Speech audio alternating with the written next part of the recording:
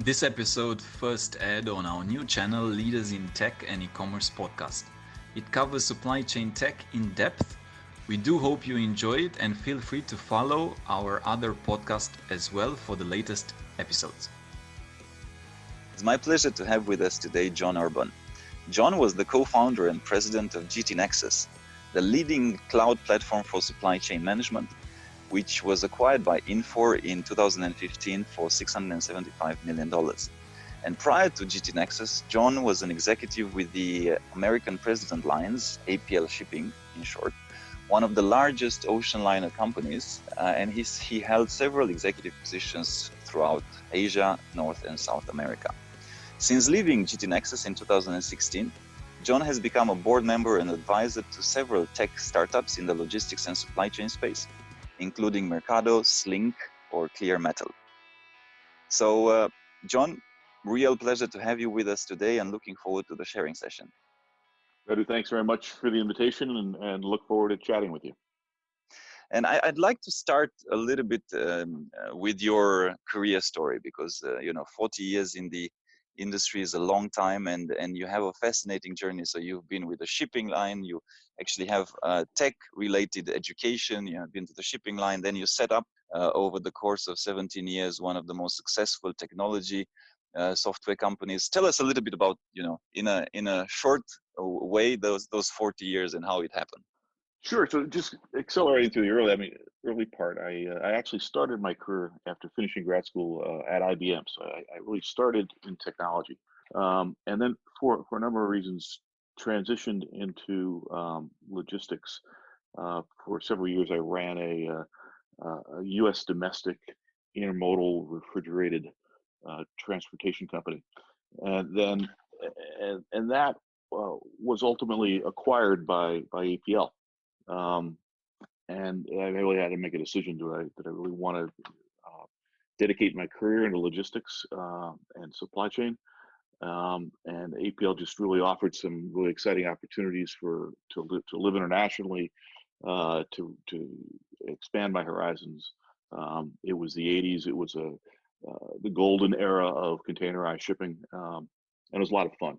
So held a number of positions. Lived in Southeast Asia for about 5 years. Was responsible and ran all of our South American services for about 5 years, and held a variety of other positions in Oakland, California. So fast forward to 1999, the internet boom is with us. B2C is going crazy across the internet. There really are no B2B platform plays that are beginning to appear. And I bumped into a gentleman called by the name of Aaron Sassone, who's a very successful technology player, had built and went public with a couple of companies along the way. And he had a lot of vision and opportunity and saw a lot of solutions and applications for the internet that would apply to business. And the joke we had was he had all these solutions, but for the life of him, he couldn't find any problems. And I, coming from the shipping world, I had more than enough problems. So we were a pretty good match, and we came together, founded, got funding for GT Nexus. We spent the first 6 or 7 years really focused on transportation and logistics solutions. And then we recognized that while we had built a great foundation for the company in international logistics and transportation, and we had really solved many of the data quality issues that are associated with trying to provide visibility in that sort of environment, at least in that time frame, that there was a much larger market if you expanded it out to true supply chain. You began to look at purchase order and SKUs, and extend the visibility platform that you're providing to from the time an order is issued until the time it arrives at final destination, be that a warehouse or a store shelf, or in many cases even returned back to the manufacturer. So really beginning in 2008, we really transitioned the company to a real supply chain company. That's when the company really began to grow. And then by the time we hit 2015. We had become quite substantial. We were the largest global supply chain platform in the world, with a real terrific group of Fortune 500 customers who were really very committed to growing on the platform, and made the decision to sell to Infor for $675 million, which was a great price. And then that I stayed on for about 8 or 9 months, and then I really had to decide what I really wanted to be when I grow up. Do I want to go back and be an executive someplace else? And what I really decided is that I really liked a very active, participative role in young companies to help them understand what they could do better and faster, to help them to avoid some of the many mistakes that I made along the way at GT Nexus. So I really kind of carved out this relationship with 4 or 5 companies where I'm a strategic advisor to the CEO and or a board member in the company. And that has really been something that's really rewarding. It's really allowed me to keep my finger on the pulse of supply chain technology, and I feel like I'm doing some good things for people. Specifically on the journey, on the overnight success of building GT Nexus over 17 years. Mind the irony somewhat, because I want to make a point, and I guess, and I'm quite impatient personally, and I think right now in general there is a perception that startups, and especially if you're in tech, in software, you're going to make it big, in 2, 3, 4, 5 years, that's it, you've conquered the world. Usually people think, or some of us have this perception. So I wanted to talk a little bit. It took you 17 years to build GT Nexus and to exit. And I'm sure you've been asked this question before, but what would be some of the best lessons that you have learned in that journey of building, pivoting, fighting with different challenges that you must have had, that might also apply and help entrepreneurs that are building tech and software and supply chain today? So I'm very sensitive to the fact that GT Nexus was the slowest overnight success ever in technology. No, I didn't know that. But a lot of good lessons, and not to, just to start, but not to make any excuses, because it does, I think, take longer on the B2B side, and for a lot of reasons. But remember, with 1999 when we founded GT Nexus, there was no concept of SaaS or of cloud. I mean, heck, I remember as late as 2009 and 2010, SAP and Oracle were still running full-page ads warning CIOs that don't allow your data out from behind your firewall. And the irony of all that, for me, was this is logistics data. It all comes from outside your firewall. So there's a lot of missionary work that GT Nexus and companies of that era really had to do to get people smarter as to how the internet worked, why it was safe, why it was far better, and in B2C, people didn't have to deal with those things as much. But that's enough about excuses. The logistics business is traditionally, supply chain is cautious. It's very relationship oriented. People don't like to be, in many cases, real bleeding edge leaders. They don't like to be fast followers. They prefer to be more in the majority as things shift. So you really have to create some tectonic behavior to really make it work. Now, all that said, I think today we look and we live in a totally different world from a technology perspective. Companies can get funded today, spend little or no money building infrastructure, because they're basically going to take their apps, they're going to put them up on AWS or on Google. They'll be secure, they'll be scalable. They don't have to spend engineering time and effort doing those things, so they can focus nearly 100% of their engineering talent and energy on applications that face their customers. So I think we're going to largely see accelerations of rates of change that's really enabled by new technology. Now, there's some caveats there. Logistics is the most data-driven industry in the world. Data about my supply chain and where my product is in many cases more valuable to the customer than the product itself, or it can be. So there's still a lot of challenges, but I really think we're seeing a real acceleration of how quickly these companies can come to market and be successful. Mm. That for sure, and I actually cannot even think of how in 1999 has passed. That's before I even started working, probably. So, I was probably still in school somewhere, and then when I say that, probably before high school, I don't know, but there's been an absolute fast forward in terms of technology and how fast it can go to market and get adopted and all of that. However, let's just go a little bit deeper on the point that even today, and I might be wrong, but my feeling is that still, when you deal with logistics, when you deal with a lot of the 3PL companies, you have shipping lines, you have all the different players that have that data, right? When it comes to where is my product, you have customs, you have, and a lot of that data is still on paper, and it's on hard copies, and you have bill of ladings and all of that. So it's a fairly slow to adapt and slow to go digital type of industry. Like you rightfully said, they don't want to be the early adopters. They want to be maybe the safe and make sure nothing is broken type of adopters. How do you deal with that? Because also you're on the boards of several startups that actually aggregate data, right? There are platforms they try to consolidate the data and make it easier for clients to use. But how do you best take this challenge of the slowness to change and the fighting back of all of these traditional data owners in the chain to change? I think, philosophically, you look at the food chain of supply chain, and it ultimately all starts with the customer.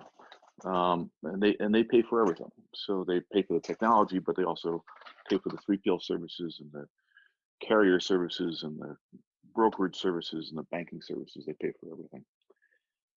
So my approach has always been, you want to build a company that really goes out of its way to foster and enhance its relationships with carriers and 3PLs, to have them be cooperative and help and work in the development of work with you in the development of your platform, exchanging information, fixing their internal data problems as required.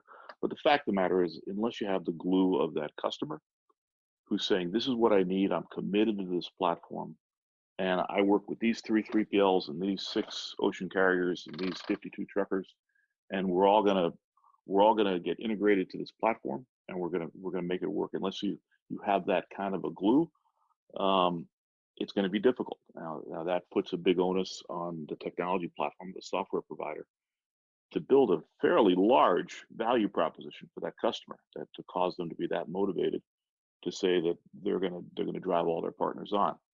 Now, fortunately, because it is the internet, once a 3PL or a carrier gets onto a platform and addresses whatever issues they need to do to participate well on that platform, they're also there and they're available for the next customer that comes along, and the next after that.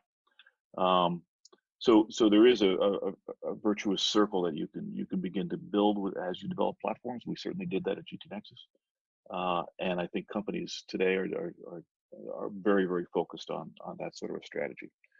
So not an easy answer to your question. But I think that's one of the biggest drivers of change is, at the end of the day, carriers and 3PLs are focused on making sure they take care of their customers. And sometimes they need a little bit of a push, but the fact is that their desire is there to do it. And if the customer needs it, it'll get done. And nowadays we have another big driver of change, which is COVID-19, the crisis that it has generated globally in terms of, obviously we have healthcare crisis, but we have a big supply chain crisis, both on the supply and on the demand side.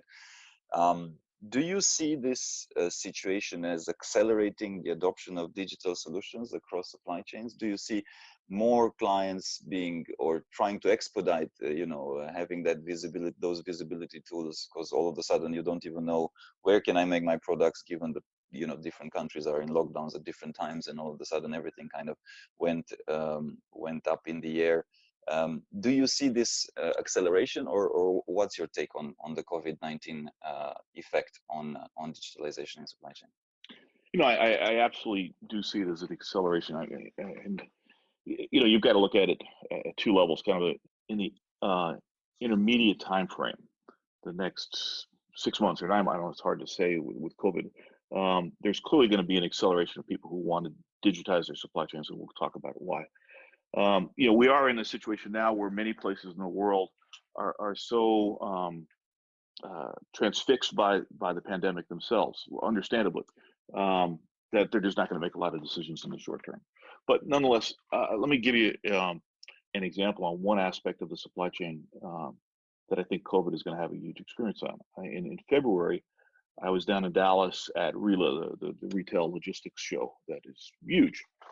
And I probably had 20 meetings set up, 16 of which canceled because the people I was meeting with didn't come to the conference after all.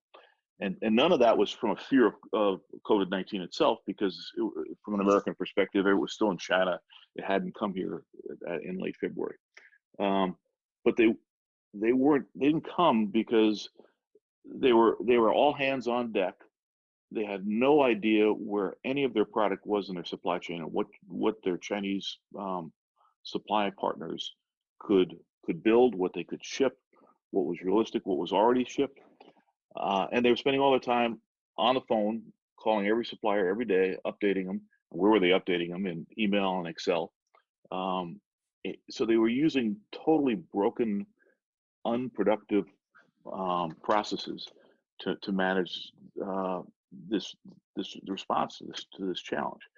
And had any one of those customers made the investment in a digital order management system that would allow their customers to connect electronically, that would automate much of the input and visibility, their lives would have been 90% simpler. They would have been far more efficient. Not that they would have come to RELA, but it's a change. And I think that's sort of an event when it's that cataclysmic. It leaves a scar. And I don't expect everybody who was affected like that to go out and order and buy an order management platform tomorrow, because there's going to be a certain percentage that will just say, "Oh my God, the economy is melting. I need to stick my head in the sand and not spend any money." But a big percentage of those people are going to say, "Geez, if I'm going to survive as a company, if I'm going to be business competitive going forward, I really need to get on a modern platform on how to manage my supply chain effectively." And because it's not just COVID-19. I mean, the fact is, those same issues were felt when the tariffs were in place, or in the trade wars. This COVID-19 is probably the fourth major assault on international supply chains that we've seen in the last 8 or 10 years. So they're not going to go away. And I do see the result of all of this upheaval to be to support acceleration of spending in digitizing the supply chain. Mm. And specifically on startups, and you sit on a couple of exciting ones, boards, and you're advisor to a few. How do you see the impact of this crisis in terms of their, I guess, let me see how to frame the question. I mean, the reality is that money has been accessible at almost crazy money at, in crazy numbers this last years. This is not going to happen anymore in terms of funding, in terms of investors just splashing, in terms of funding of I don't want to name not necessarily in supply chain, but in general, right? Funding ideas from co-sharing and co-working spaces and whatnot that just basically fundamentals were wrong and they were losing money for the foreseeable future. That ain't gonna happen. So we're gonna see a much more cautious approach to get to startups getting funded.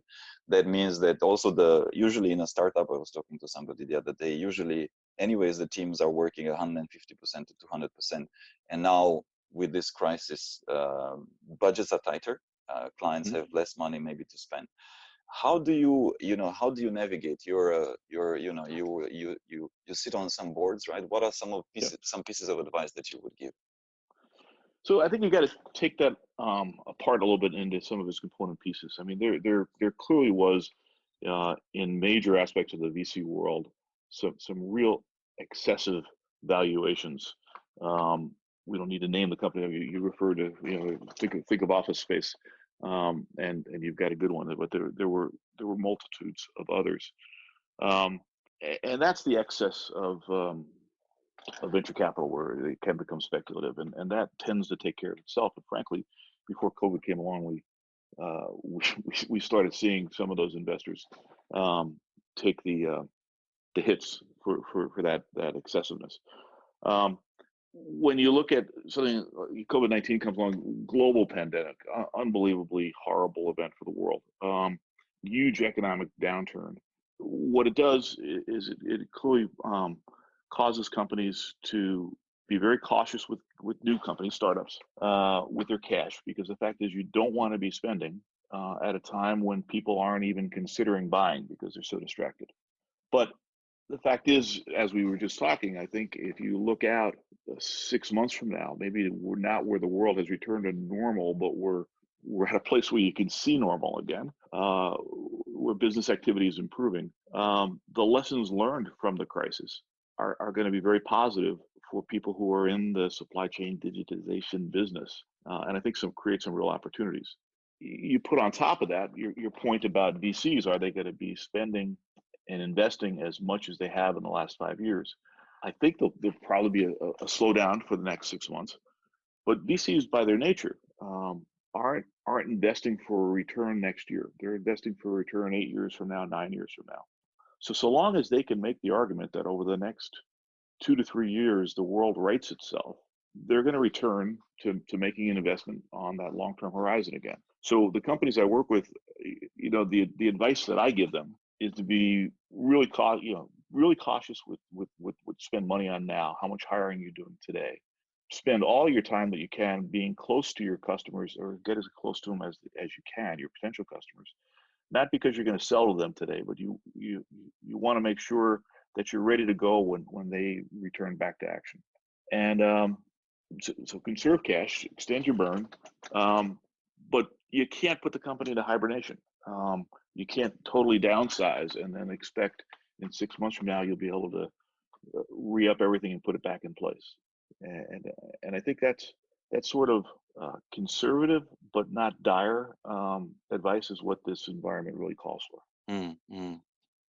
And wanted to ask you on the customer side and on the manufacturer side, and you mentioned on the retailers and what they had to face with China, and it's still happening to this day. I think that a lot of things are not are still up in the air now. Supply, maybe it's up and running and China is back to some levels of normal, but demand has pretty much evaporated in a lot of industries. So it's a chicken and egg type of a situation.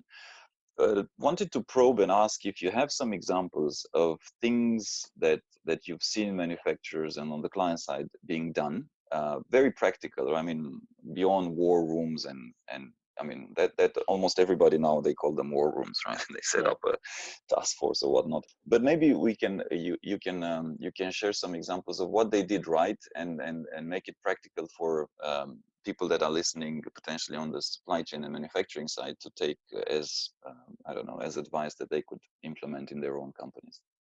It can be regardless of industry, if you've seen it, whether it's retail or automotive. Yeah. Well, let me give you an example that's back to my GT Nexus days, because we were all very proud of this. Obviously, when natural disasters happen, they're sad, and you don't mean to undercut them. But when the tsunami hit Japan and created those horrible nuclear accidents and really closed the country, obviously it was a devastating for for Japan. But it also created huge problems for everybody who had a supply chain that was highly dependent on Japan. And one of our customers was Caterpillar, and they are highly dependent on Japan for a number of parts. The comparison I want to draw is there was this big 3-page story in the Wall Street Journal about the largest auto producer in America, and showing pictures of their war room with 300 people in it, desks stacked with 4 and 5 feet of paper. I'm probably exaggerating that, but I think that was a big part of it. And people working 20, 22 hours a day, day and night, 7 days a week for a month to try to assess the status of GM's global supply chain and how they were going to be able to continue to feed their plants. And it was all because they have a big portion of their supply chain that's dependent on Japanese production of parts as well. Correspond that to the supply chain executives at Caterpillar, and they told the story. Actually, they told this story at a big conference several years ago. They happened to be in Singapore with you. No, they weren't with you, but they were in Singapore at the time, and they were able to get together on GT Nexus and literally in 2 hours assess where every part that they needed to get shipped out of Japan was, understand the urgency that was behind them, prioritize what they needed to get out first, and because they were first to market, they were able to lock up virtually 100% of all the air cargo space that they needed, and they virtually avoided the major issues within their supply chain. And I think the comparison of that picture of 3 or 4 guys sitting by a pool and solving the problem versus 200 people in Detroit, to me, it was very visual representation of what you're really trying to accomplish when you truly digitize your supply chain. Yes. All of my examples are not that dramatic, by the way. Well, I mean, I can picture people next to the pool. I mean, in Singapore, you do really need to refresh every so. So, in terms of people, and shifting a little bit the topic to the software element and human capital and people within companies. Now it's probably this current situation, as most crises are a time when leadership is most required, are a time when you obviously as a C-level, you need to be able to strike a good balance between, of course, P&L and making sure your costs are low and making sure you don't overspend and run into cash problems. But at the same time, looking after your people, morale. There's obviously a lot of stress, anxiety, and all of that. Do you have some examples or some advice? And you've seen many crises at in your career as well, in terms of how to do that and how to strike that balance right. Strike the balance right. So you're talking about employee well-being. It may be in a technology company or maybe in a customer of a technology company. It's just in general. Yes. Yeah.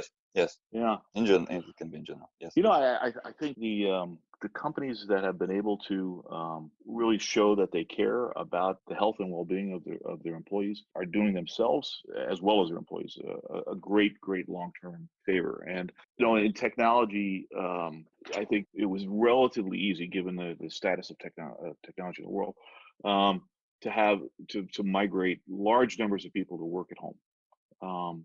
And I think the lessons learned from all of that is that many of those people aren't coming back to the office. They actually have a better quality of life working at home.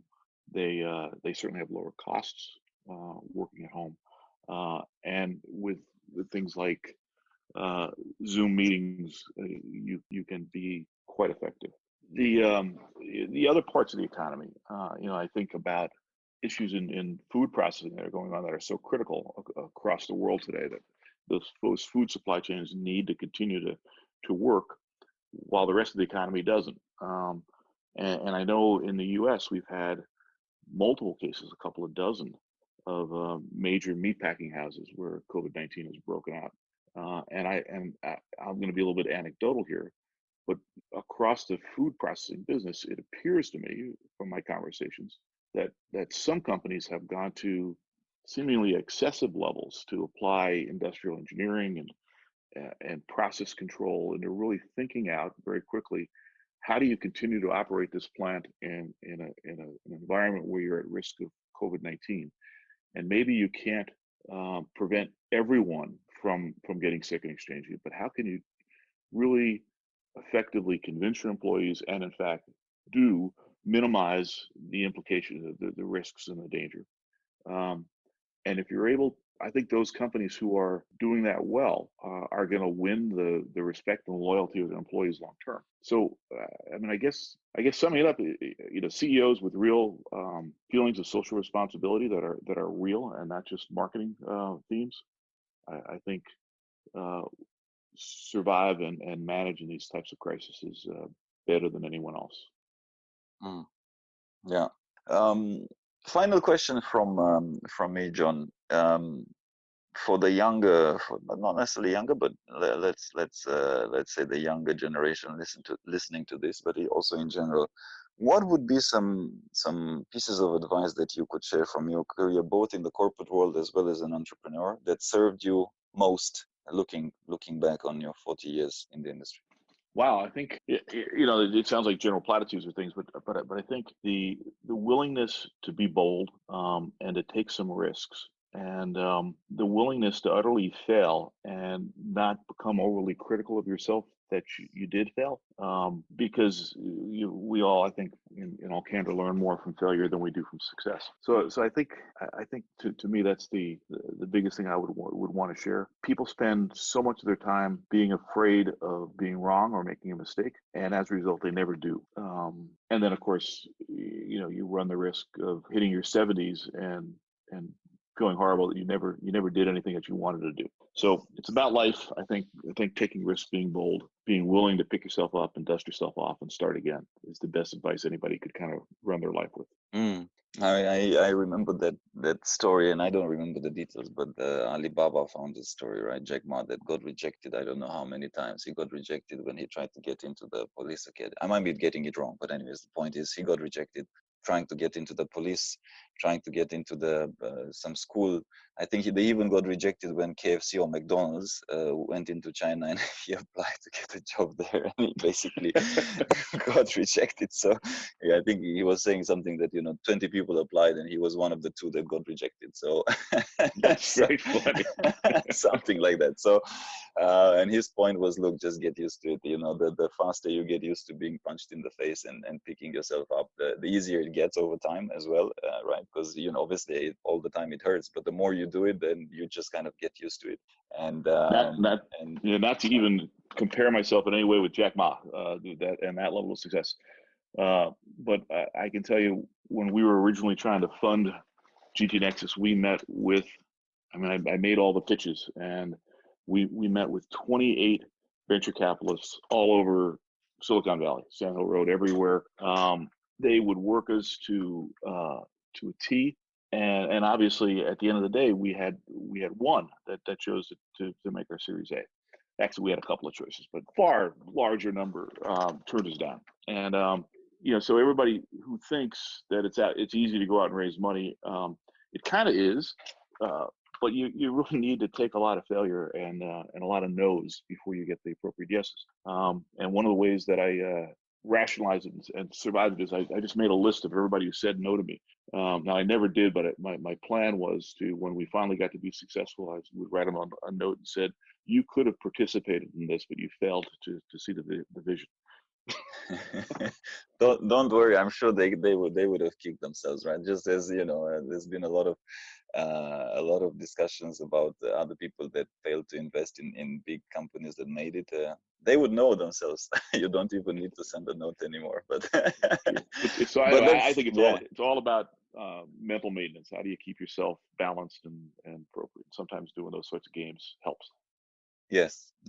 Awesome. Well, great to have you. It's been a pleasure. Thanks for all the sharing. Stay healthy, stay safe, and hopefully this this current situation ends sooner rather than later. And be in touch soon, John. That is a real pleasure. Thanks for all your time. Enjoyed the conversation. Thank you for listening to our podcast. If you liked what you heard, be sure to go to www.elcotglobal.com and click the podcast button for all the show notes of the interview. Also, subscribe to our mailing list to get our latest updates first. If you're listening through a streaming platform like iTunes, Spotify, or Stitcher, we would appreciate a kind review. 5-star works best to keep us going and our production team happy. And of course, share it with your friends. I'm most active on LinkedIn, so do feel free to follow me. And if you have any suggestions on what to do and who to invite next, don't hesitate to drop me a note. And if you're looking to hire top executives in supply chain or transform your business, of course, contact us as well to find out how we can help.